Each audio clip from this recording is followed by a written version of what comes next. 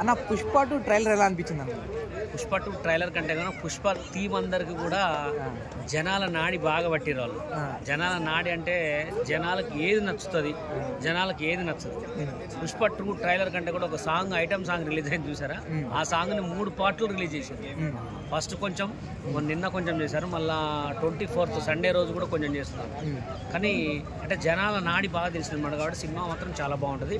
Trailer మాత్రం super ఉంది. Super అంటే మొత్తం మాస్ మసాలా, ఇక తగ్గేదలే అన్నట్టు చాలా బాగుంది మాస్. అంటే ఎవరైతే చాలా ఎక్స్పెక్టేషన్స్ పెట్టుకున్నారు పుష్ప 2, ఆ ఎక్స్పెక్టేషన్స్ రీచ్ అయినట్టు ఉంది. Almost cinema block buster hit అని అందరూ అంటున్నారు. కానీ సినిమా రిలీజ్ అయితే చూద్దాం. ఓకే, మన ఐటమ్ సాంగ్ ఎలా ఉండబోతుంది అన్న? ఐటమ్ సాంగ్ అయితే సూపర్ ఉంటుంది. కిస్ గురించి ఉంటుంది పాట. 24th సాయంత్రం పూట రిలీజ్ అవుతుంది. అదే నేను చెప్పిన జనాల నాడి తెలిసి ఒక సాంగ్ని మూడు పార్ట్లో రిలీజ్ చేస్తున్నారు. సాంగ్ అయితే బాగుంటుందని కోరుకుంటున్నాను.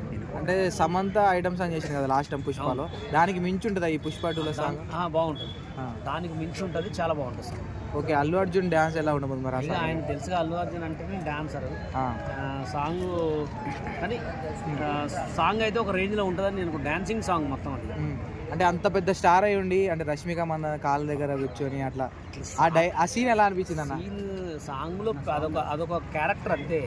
క్యారెక్టర్కి చిన్న పెద్ద చిట్కా ఉంటుంది. ఇప్పుడు కొరియోగ్రాఫ్ చేసే చిన్న మాస్టర్ అయినా ఒక హీరో కాళ్ళేందుకు మొక్కుతారంటే అంతే. ఆ సెట్ వర్క్ అక్కడ కామన్, అది ఎన్ని పట్టించుకోరు. చిన్న పెద్ద ఏముండదు షూటింగ్లో.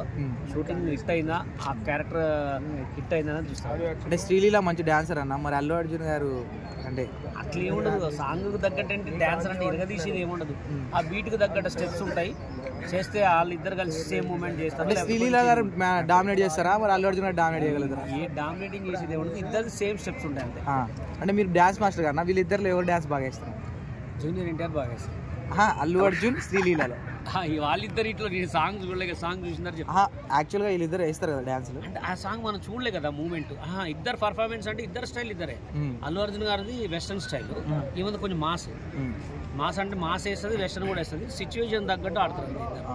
అదే అమ్మోరు పాత్రలో కనిపించబోతున్నారు కదా అల్లు అర్జున్ గారు. ఆ సీన్కి 70 కోట్లు ఖర్చు చేస్తున్నారట. మరి ఎలా ఉండబోతుంది ఆ సీన్? 70 కోట్లు ఎందుకు ఆ సీన్ ఖర్చు పెట్టారు? అంటే ఫైట్ సీన్ అట్లా చెప్పు. ఆ క్యారెక్టర్కి అయితే 70 కోట్లు ఏం కాదు. నాకు ఆ క్యారెక్టర్ నాకు తెలిసి ఒక ₹1 కోటి అయి ఉంటుంది. ఎందుకంటే 24 hours మేకప్ చేంజ్ అవుతుండాలి కదా, ఆయన వాడే కొంచెం కాస్ట్లీ ఉంటుంది. కాబట్టి ఇక అదే ఆ ఫస్ట్ సినిమా హిట్ అయింది కాబట్టి సెకండ్ సినిమా ఇంకా హిట్ కావాలని 100 కోట్లు కూడా పెడతారు.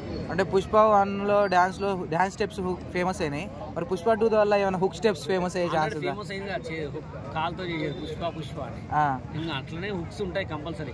ఇప్పుడు హుక్స్ ఎందుకు లేకపోయినా ఎందుకు పెడతారంటే, ఏదైనా ఇన్స్టాగ్రామ్లో హిట్ అయిందంటే సినిమా హిట్ అయినట్టే, సోషల్ మీడియాలో హిట్ అయిందంటే సినిమా హిట్ అయినట్టే. ఒక పాటతోటే సినిమాలు మొత్తం నడుస్తున్నాయి. అది ఎక్కడ? సోషల్ మీడియా, ఇన్స్టాగ్రామ్ ఏమంటే ప్రతి ఒక్కరు ఎందుకు పడుతున్నారు అంటే సేమ్ దీని గురించి. Hook beat, hook step, hook fight, hook మాట అన్నీ.